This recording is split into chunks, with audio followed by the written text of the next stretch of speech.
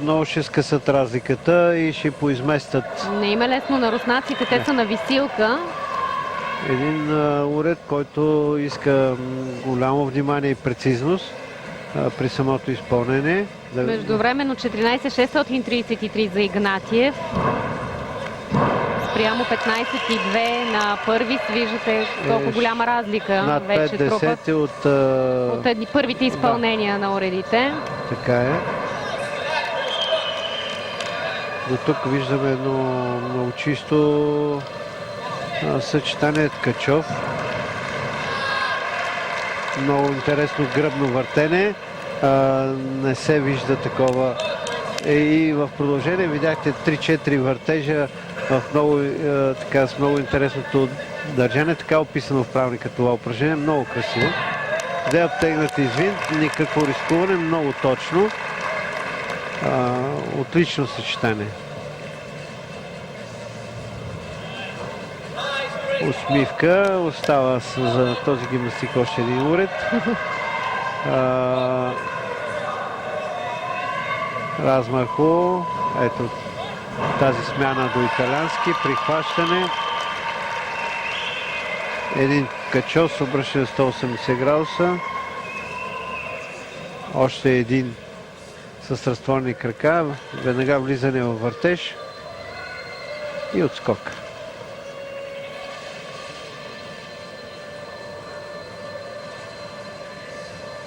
Интересното е, че точно на висилката руснаците не можаха да класират финалист. Това не им е силната част, но той е многобоец, Белявски. Сега изключително интересно нещо ще наблюдаваме от психологическа гледна точка имам предвид. Това е гимнастика, така слабото звено в днешното представяне на отбора на Великобритания. Направи грешката на Халки, направи грешка на прескока. Да, и мисля, че и на висилка едно така влизане в въртеж с свиване на краката, което е сериозна грешка. Макс Уитлок. Иначе много силни резултати от квалификациите даде Макс Уитлок. Това е отличен гимнастик. Да видя, много ми е интересно как ще постъпи сега. Ами как? Лепва Свитос винт, 2 винта и половина в комбинация с бонификация. Великолепно. Кръгове Томас, вижда се от през стойка, влизане отново. Още веднъж до стойка, много интересен преход от битките в брейка. Много хубаво хрумване, много красиво. До тук никакви забележки. Наистина жалко, че беше неубедителен до момента. Томас с свито тело.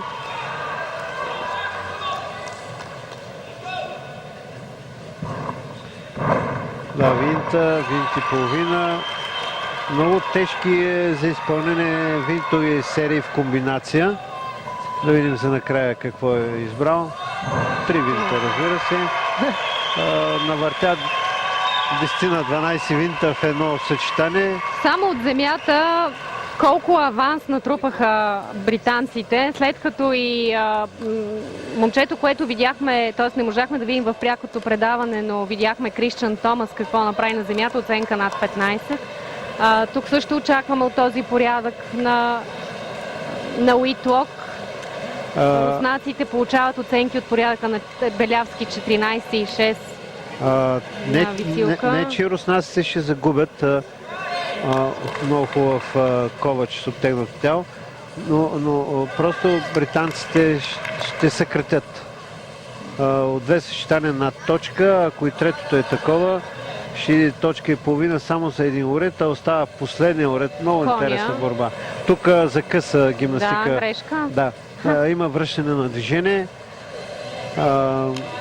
Ткачов 180. Въртеж на една ръка с хубаво развъртане.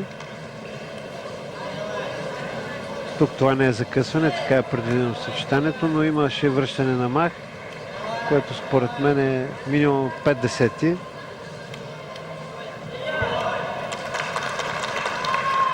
Ето, виждате как за един уред нещата могат много да се променят. Ето, виждате, точно това е... 15,7 оценка Уоу. за Макс Уитлок. Ами той е с невероятна трудност това съчетание. Имам чувство, че след този уред ще се залепат двата отбора един до друг. Много дръпнаха британците, 220.812. Очаквам оценката с нетърпение на Коксенков, който съвсем не беше толкова убедителен.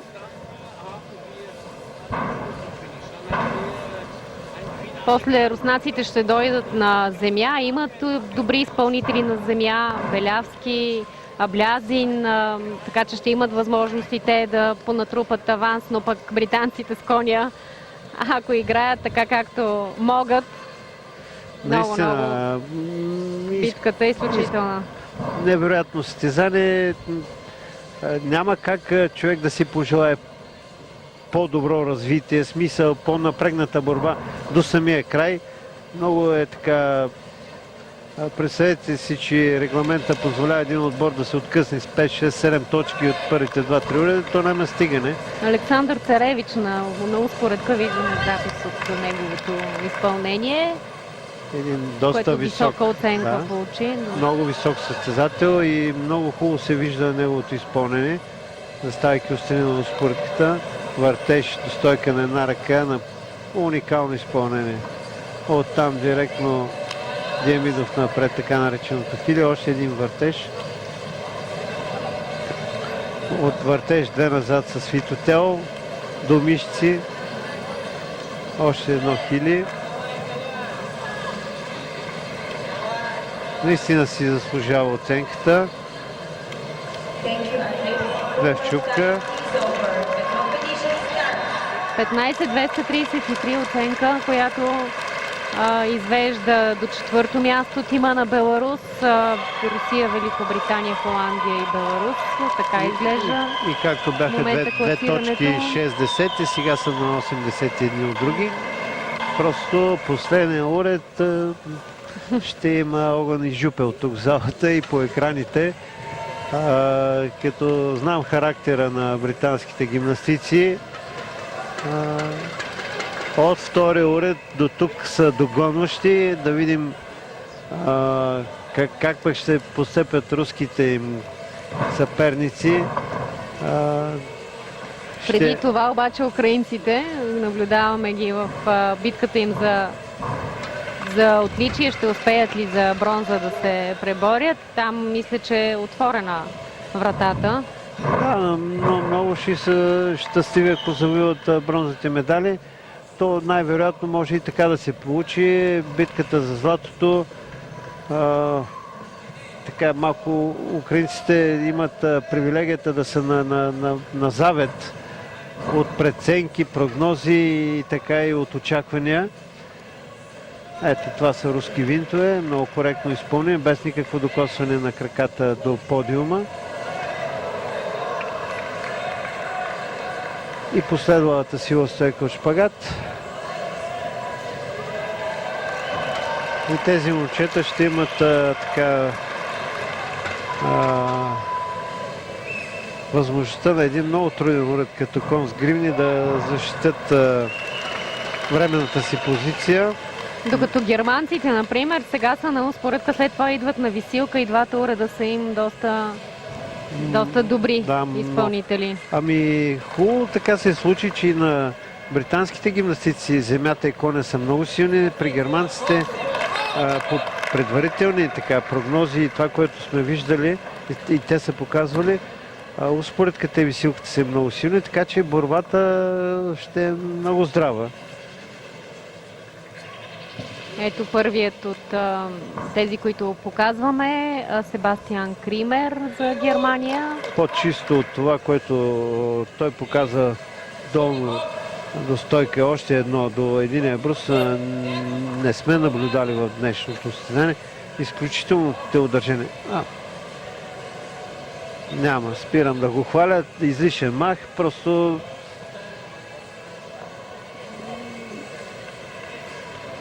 Слезе си от стойка, направи си един мах, взе да си пристъпва. Какво Много стана? се намества, да. Не, много груба грешка. Това е една точка. Все едно беше си скочил настрани от успоредка, си сложи 20 секунди магнези да се качи обратно. Залепи, но и жеста е красноречив. Няма какво да се направи. Жалко, наистина жалко. Ами като гледам тук на успоредка не е предвидено да играе Хам Бюхен.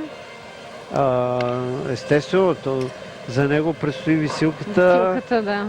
На тази оценка много се надяват да е. Така да, ама един само, не знам, няма да успее много да помогне сам. Все пак това е отборно състезание. Трима са важните и тримата са важни, защото и Абсолютно, трите всички оценки са важни. Всички няма. се смятат, зачитат се в крайното класиране. 14-116 Семянкив за земята. Виждате така доста голяма разлика от това, което получаваха британците преди малко на земя.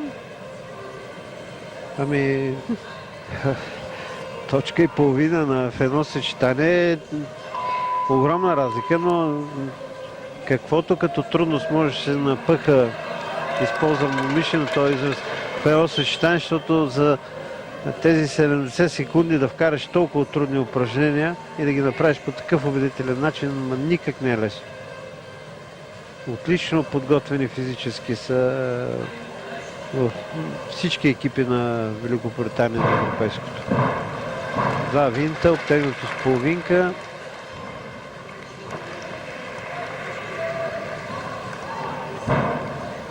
Двоен цвис с почти обтегнато тяло, много интересно. Доста сгъната беше чупката. Двоен цвис от темпо подскок, като на шега.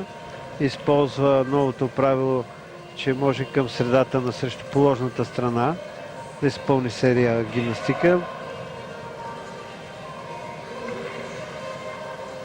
Тук възможно най-широко си постави ръцете при тази силова стойка, защото физически е много здрав и за него не е проблем. Предно оттегнато с винт.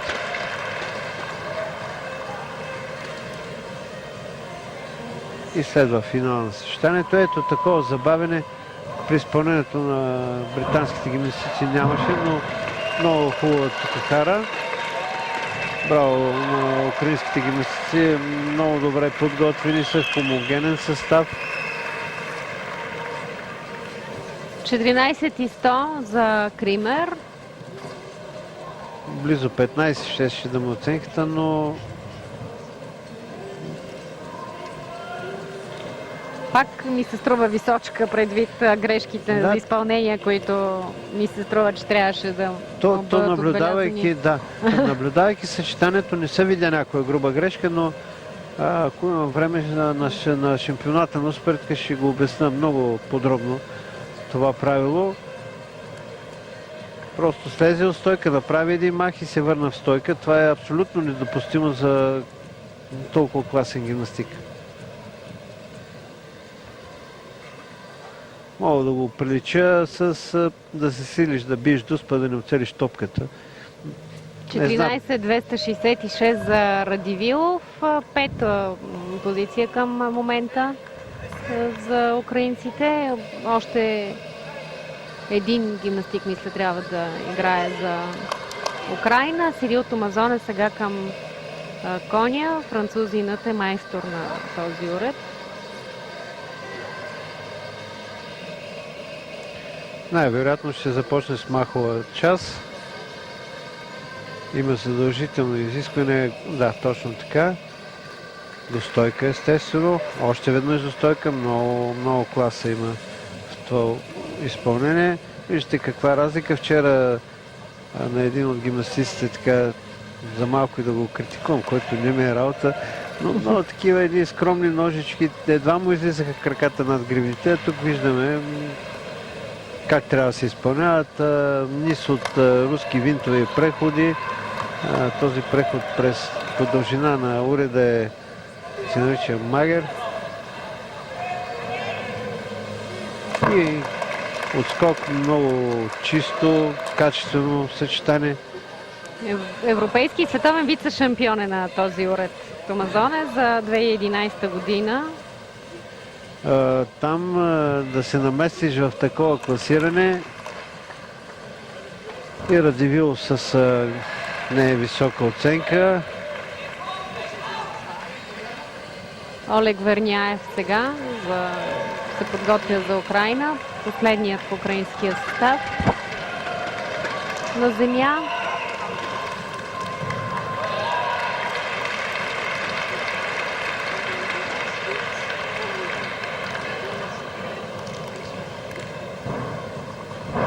Обтегна Томас. Видяхте откъде започна съчетанието си и сега ще бъдат използвани двата диагонала. Двойна Цукахара за Лепия. Но тук много здраво начало. Премятане, два винта, винт. Изключителна серия. Много хубава техника на изпълнение. Премятане, два винта и половина. Руски винтове. Това е най-добрият гимнастик в украинския отбор.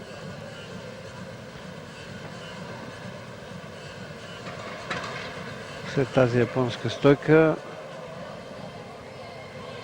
тези няколко крачки не се намаляват, защото са разрешени такива хореографски елементи. Два винта и половина обтегнато с половинка. Доста серии в съчетанието. Хубаво. Три винта за финал. Тук ще има наистина повече. Работата. Много стабилно съчетание. Две оценки от над 15 за Германия след изпълнението, което видяхме. Последната е за Марсел Нгуен 15-108 и германците излизат на трета позиция.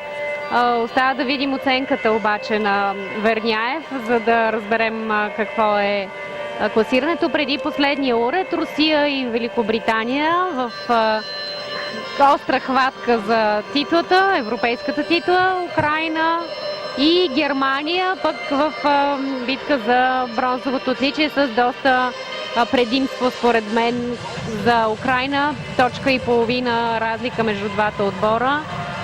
Последен уред предстои. Правим кратко прекъсване, след което се връщаме отново в Арена Армеец.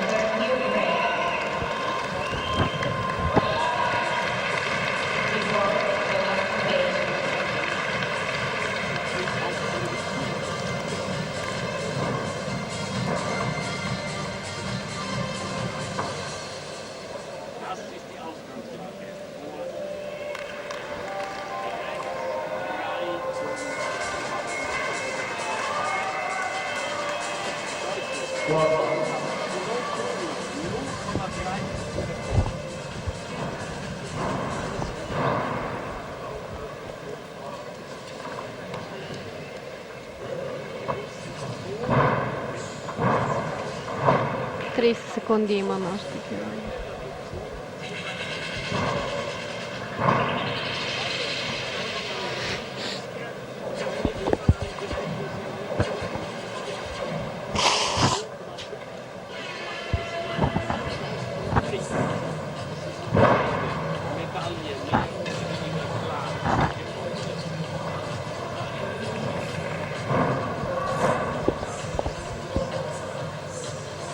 последна права в решението за европейската отборна титла на шампионата по спортна гимнастика в София. Последен уред предстои да играят представителите на 8-те отбора финалисти.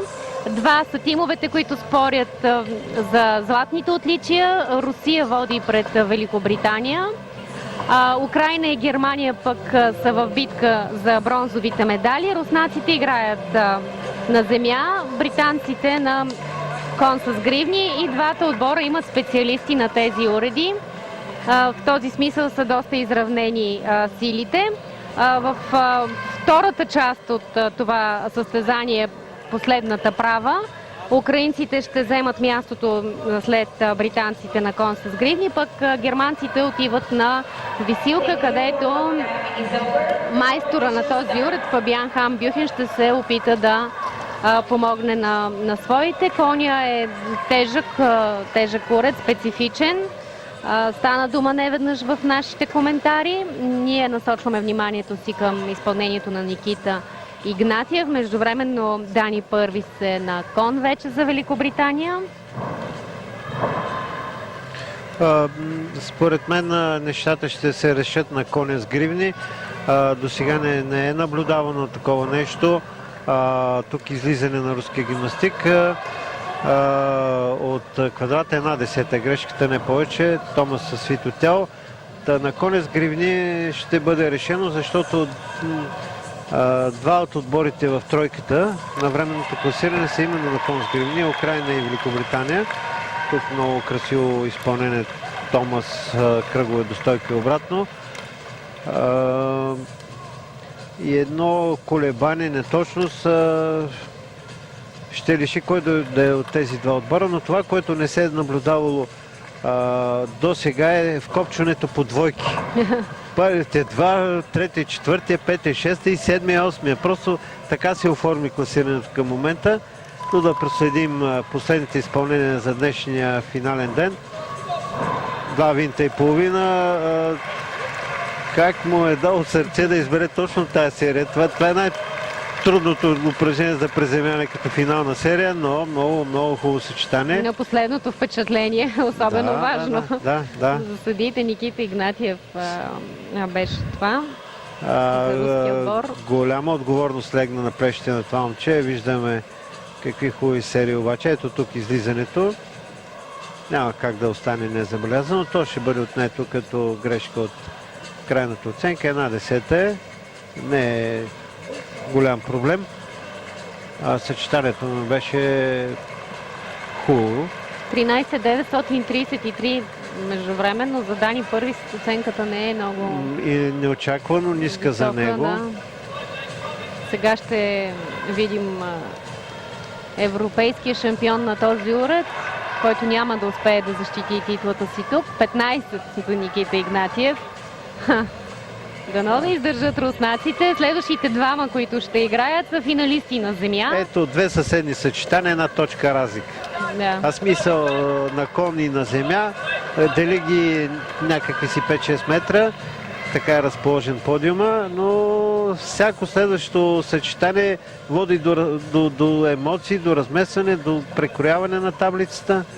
Много е интересно, наистина много интересно и великолепни изпълнения. Също маховата част в началото на съчетанието, когато гимнастистите са напълно свежи. Да видим и на големия майстор от телодържанието и изпълнението. Руски винтове между гривните. Много хубаво хрумне, противоход. С руски винт преход и руски винтове на шията на коня. Така се нарича тази част от уреда. И това се нарича шия на коня, но така се е приело в нашите среди, така се коментира. Много силно съчетание. Кратко залитане, но ето веднага най-добре на кон показва своите умения в най-подходящия момент. Макс Уитлок също е майстор на коня. Видяхме няколко грешки от него в това състезание, отборния финал. Да видим как ще се представи след малко. Очаква Давид Белявски да бъде повикан. Така ще гледаме сега. Добър е жребия и по отношение и заради в името на телевизионното предаване, защото в втората част от състезанието ще видим украинци и германци. Сега ще разберем развръзката за европейската титла. Това е изключително хубаво. Виждаме още едно излизане, но две оттегнати из винт. 1/10 излизането, иначе упражнението беше прекрасно изпълнено. Тук виждаме винтова серия, търсеше залепване, залепия. Много така критичен момент в това състезание, бих казал. Много е привилегировани са присъстващите в залата и зрителите на Българска национална телевизия, че могат да наблюдават такава успорена борба, гледайки на последния уред ту единия претендент, ту другия. Изключително е това състезание. Който не го е наблюдавал, е пропуснал много. Томас, много чисто изпълнен. Да видим следващата серия. Ронда 2 винта и половина. Винт, комбинация, носеща бонификация. Бе предвидел и един хореографски елемент в случай на неудача. 3 винта. Браво, браво, браво, браво. Много и двете съчетания в изпълнение на руските гимнастици. Имаме готовност с Димитър Митев. 15:008 Дани Китинг получи на коня. Ето вижте, видим оценката. Само да отбележа, че оценка над 15 си е майсторска норма. С такава оценка общо дето попадаш в финал. Точно така. На кон с гривни, видите ли оценка 15, да знаете, че това е изключителен изпълнител. Да видим и така най-колебливия в днешния ден от отбора на Великобритания. Руски винтове на 1 гривна. Изключително рядко виждано упражнение. Уникален баланс върху тази най-тясна част на уреда. Достойка от Томас, връщане, противоход.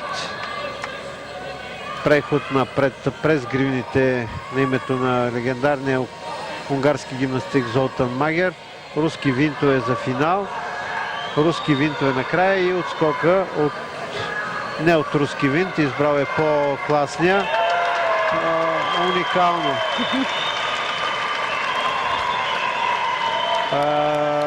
Какво ли не му е минало за тези няколко секунди. Даде всичко от себе си. 15,466 оценка. Всичко дават британските гимнастици, но са тук железни тук. Да, руснаците имат невероятна трудност на земята и двете съчетания толкова високо оценени, просто не дават на съперниците си миг възможност да дори на полуусмивка и надежда.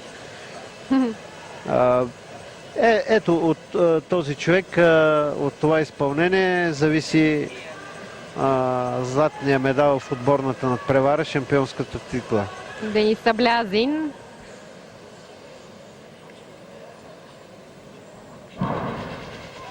Два винта и половина от няколко крачки от предно салто. Мълча и само коментирам без никакви изводи. Две обтегнати с 2 винта. Направо не мога да седа в коментаторския стол от така вълнение. Вижте къде излитат това момче. Едно излизане. Няма проблем. Не е болка за